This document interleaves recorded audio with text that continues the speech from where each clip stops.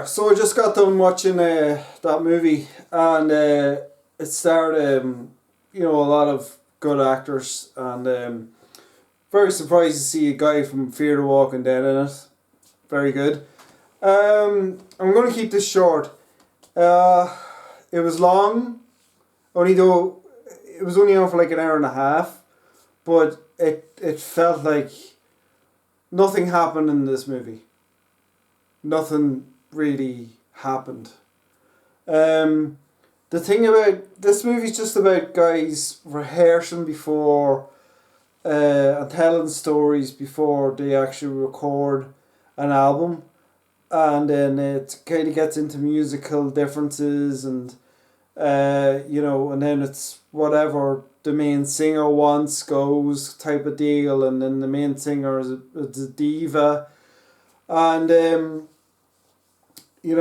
Mama is a diva, and it's kind of like how things go in a recording studio, but really there's a reason why you don't kind of make movies about that, because it's boring. The Metallica movie about the Saint Anger album, that was brilliant, and that's kind of a way to do it. But and there are ways of making this interesting and making this, but this movie it just brought nothing to it. It was just because they were just complaining about things, and it was just kind of like boring, to be honest. But then it was the guy Black Panther's last movie, and they were all like saying, "Oh, he should win the Oscar. He should win the Oscar." Why? That's not how it works. If he hadn't have died, I'm just going to be honest now. If he hadn't have died, would they be saying the same thing? I don't think so. I'm going to do a movie review about The Father, because that was the movie that actually won Best Actor, and there's a lot of controversy around it, a lot of stuff around it. Listen, I'm going to say it now. I saw The Father, and it was Anthony Hopkins fully deserved that Oscar. Not that he wasn't bad, like bad fact, like not that he wasn't bad in this movie. It was just Anthony Hopkins was unreal. He was just. I'll even do a movie review about this movie, actually, about The Father. Actually, Anthony Hopkins played the role so well, and he was getting things confused because he had Alzheimer's, and then he was seeing people. He was getting people confused, but he was seeing his daughter, but his daughter was different. A lot of they got so many things right when it comes to Alzheimer's. It was really well done, and it was a super sad movie, but it was interesting, and it kept me going. It kept me hooked, and things kept changing, things kept going, and it was really interesting, and you got actors who really knew what they were doing, and they got the guy from Tenati from Man in High Castle, and that was he's a super good actor, and then they got Yuan, who won Best Actress last year, to play the daughter Anne. She was really good, and she was really trying her best, and then it was a super small cast. It kept to the flat, but then he was really. What was really great, spoilers, I'm just going to talk about spoilers. What was really great about this movie was like he was remembering things but getting them mixed up, and that's what was super sad about it. Like he was like at the beginning of the film, his daughter says to him, like, "I'm moving to France," and then whenever he brought that up in the rest of the movie, she was just like, "What are you talking about? We're not doing that." So that was really good, but then eventually she did go to France, and then there was some nice, lovely set pieces, and he told a new carer that he was a tap dancer and he wasn't, But like again, that's Alzheimer's, and he was getting his flat confused with the uh, his daughter's flat, which was really interesting. And what was really good was like there was a there was blue plastic bags on the table, and he just started unpacking them, you know. But then later on in the film, his daughter takes home the plastic bags, and it was just like, then that's when I got it. I was just like, so he is remembering stuff, but he's getting the days, he's getting details mixed around. And there was a great scene where like he got up and he was in his pajamas and he stood in the sitting room and his carer says, okay, I'll go and get your clothes and we'll get you dressed. And then his daughter came in and he says, okay, it's time for dinner. And she was just like, wait, what? And he was like, wait, I thought I was just, no, that's, the day is gone. The day is done. And he was just, oh yes, of course, yeah. And that was his little thing just to say, oh yeah, okay. And whenever he's seen a guy, and the guy was like, it's me, Paul. And he said, oh yeah, of course, yeah. Like he pretended like he knew, but he didn't. And then, dude, it was super sad. But he was keeping it together through the whole. He was trying to keep it together. He was trying to keep it going through the film, but he wasn't remembering the bad stuff, and the daughter kept trying to remind him of the bad stuff, and the son-in-law was trying to remind him of the bad stuff too, and like we never got to see any of that really, and he kept talking about his other daughter, wishing that he would come by, or she would come by and visit him, and like it was kind of clear like, no, I think she's dead, and she, like, you know, it turned out she was, which was super sad, and he had a dream about it, but then he immediately kind of forgot about it. But like it was super sad film, but it was super good movie.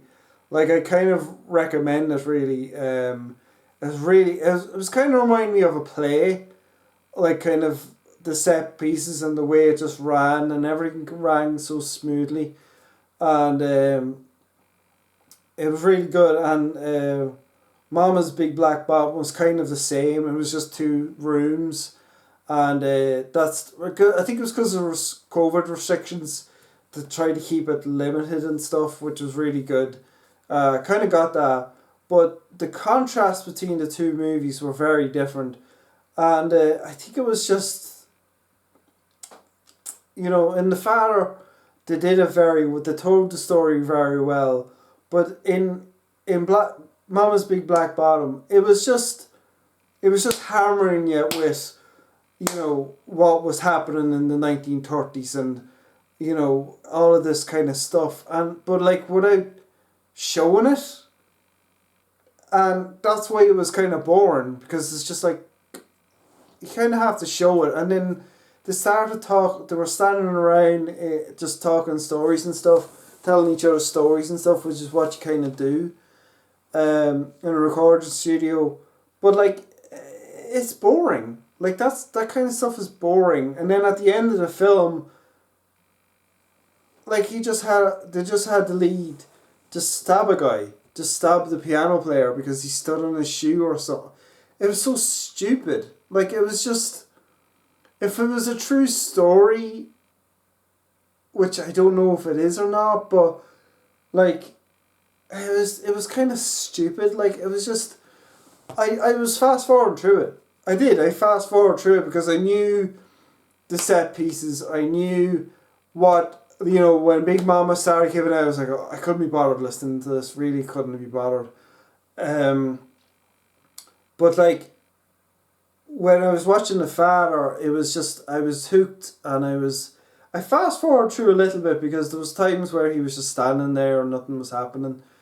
But like he kept losing his watch, and he knew where it was, and then was mad kind of, you know, it was kind of funny too. There was funny bits. I didn't laugh in Black Mama's movie whatsoever, not once.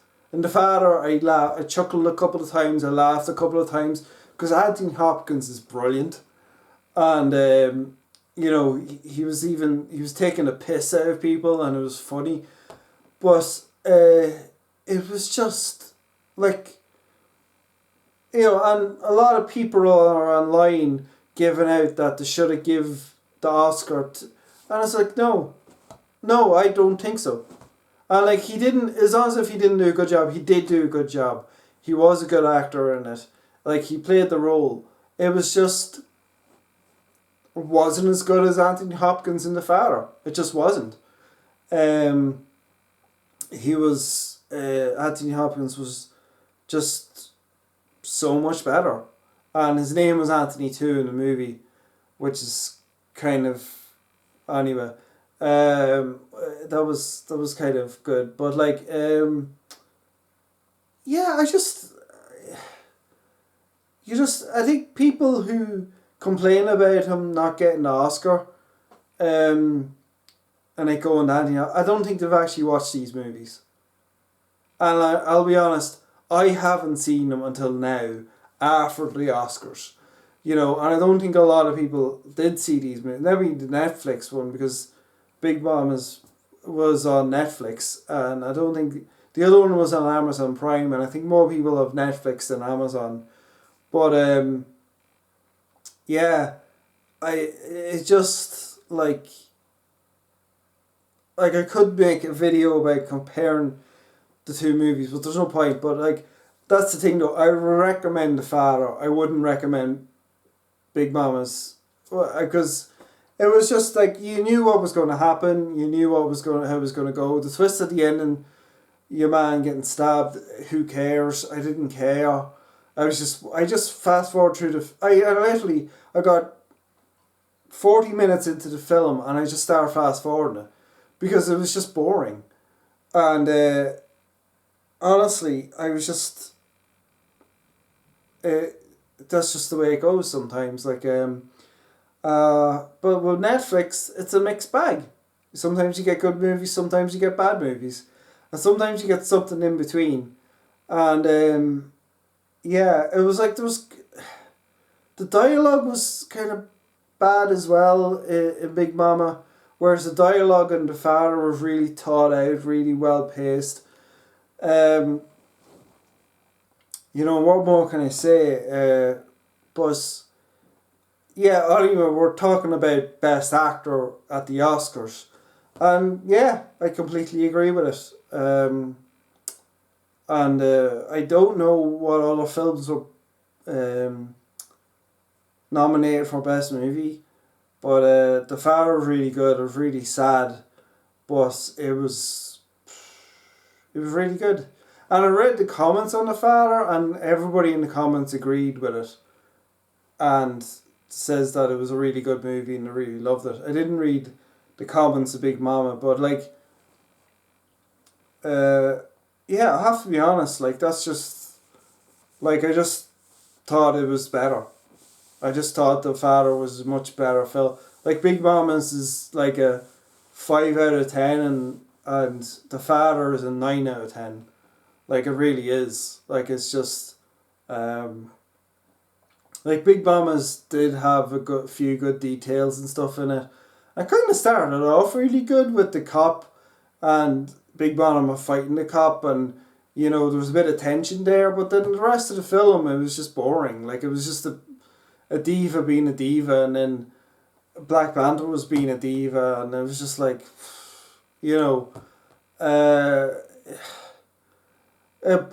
so it didn't go anywhere. It didn't really do anything for me, and whereas in The Father you could see the mental decline of Anthony Hopkins' character, you could see where it was going, where it was heading, and the days getting mixed up with stuff. But it told a story, and by the end of the movie, you understood that he really was sick because he finally did break down and was looking for his mother, the poor guy. But it was very clear then, he actually has to be in a home, or he has to have a full-time care, but that didn't work out.